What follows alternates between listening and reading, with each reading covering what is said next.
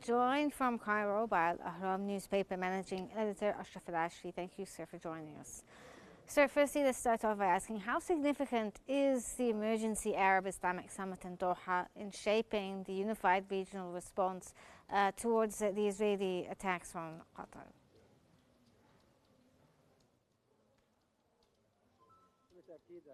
Absolutely, such a summit is highly significant, where in fact there is a consultation meeting between the Egyptian foreign minister and Turkey and Pakistan in order to expand the discussions, in order to have or to come out with a collective Arab stance to be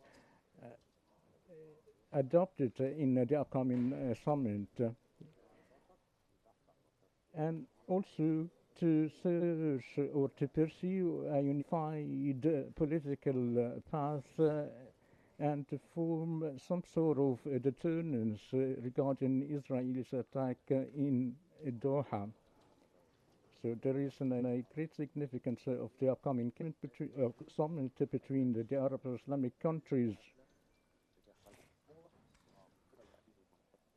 in order to have some sort of a solution and settlement to the Israeli-Palestinian conflict.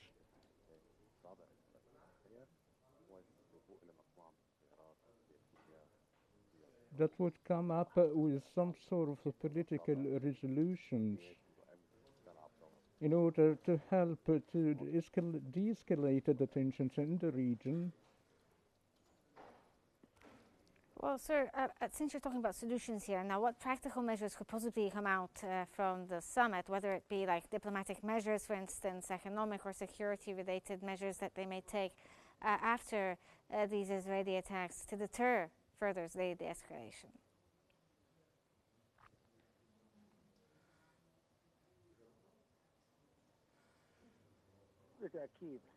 Absolutely. Qatar incidents, it wasn't as the incidents before and after in the Arab world.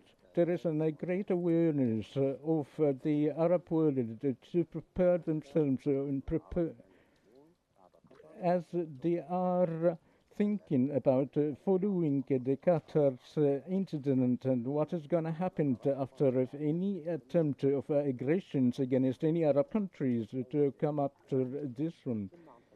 And through the freezing ties with Israel, in order to cancel the Abraham Accord, imposing political, diplomatic, economic sanctions, and suspend any economic operations, and also closing the airspace.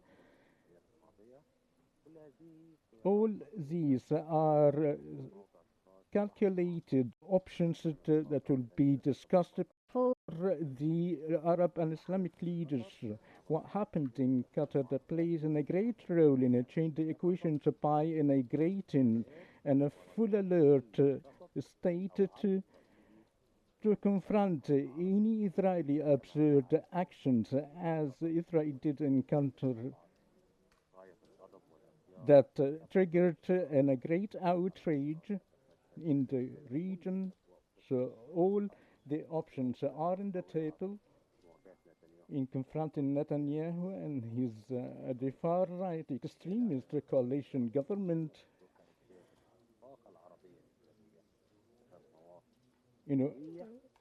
So it is expected to come out with a sharper stance on Palestine along with a harder edge on Israeli actions. So how does the coordination between Egypt, Saudi Arabia, Turkey and Pakistan reflect a broader shift when it comes to Arab Islamic unity in dealing with the regional crises?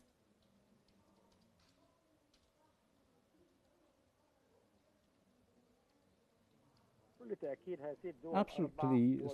These four countries in a very heavy weight economically and politically, while the four powerful Arab Islamic countries to discuss a preparation meeting of the upcoming Qatar that signals that these are the most influential impacts in order to create a new mechanism in the Middle East in dealing with the details of the Israeli landscape in the upcoming months. Hence, I think that there is a desire of more cooperation between the Islamic and Arab world in creating a mechanism to play a greater role in deter Israel in order to prevent any continuation of any actions by these four countries that have a very characteristic in the ties in the Arab world. Therefore, I think this coordination would play a great role, sending signals in the West America and Israel that there is a great Arab change in dealing with the security landscape in the Arab region in order to prevent any continuation of power shows in any Arab and Islamic countries. Such an incident was very great impact to send a signal to Israel that isn't going to be normalized actions.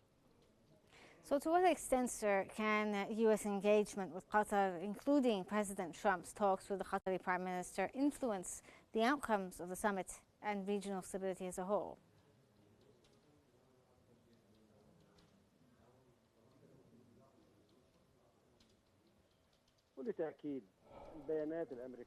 Absolutely. These statements, such a meeting was very positive and great, but we shouldn't forget that the six Gulf countries has a state of resentment and outrage by allowing America, by Israel to do such strikes in Qatar that has an American military basis. There is an outrage in the Gulf area through which the countries will pursue in the upcoming summit and other meeting to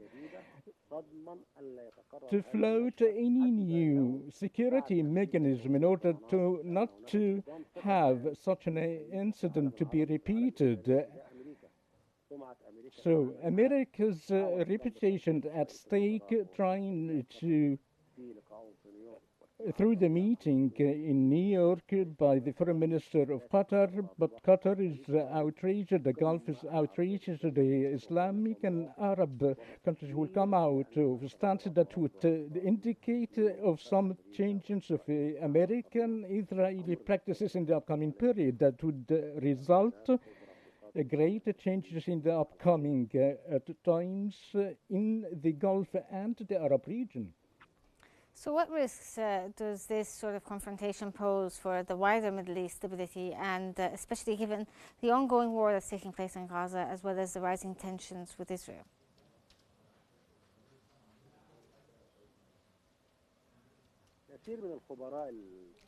Several political military experts expecting that the future of the Middle East will be one of these signals that will be escalated for not having a settlement for the cause, and America should pursue to pressure Israel in reaching a truce regarding Gaza, and also to have a withdrawal from the Israeli forces from Gaza, and then to halt Netanyahu and Israel to threat by using force towards any Arab capitals. All these regions, if they're not provided in the coming future, I think the politicians and experts, as expected, that will face some sort of Arab-Islamic confrontation with Israel, regardless of their forms. So, in such statements by Benjamin Netanyahu to create such an environment for such a confrontation, and I think in the future will be bearing strong signals either to have peace and security or more aggressions, not only against the Palestinians but the other Arab capitals. That's what is Netanyahu's pursuit. Okay, that was Ashraf Al-Ashry from Cairo, Al-Ahram newspaper managing editor. Thank you for joining us here on Q News.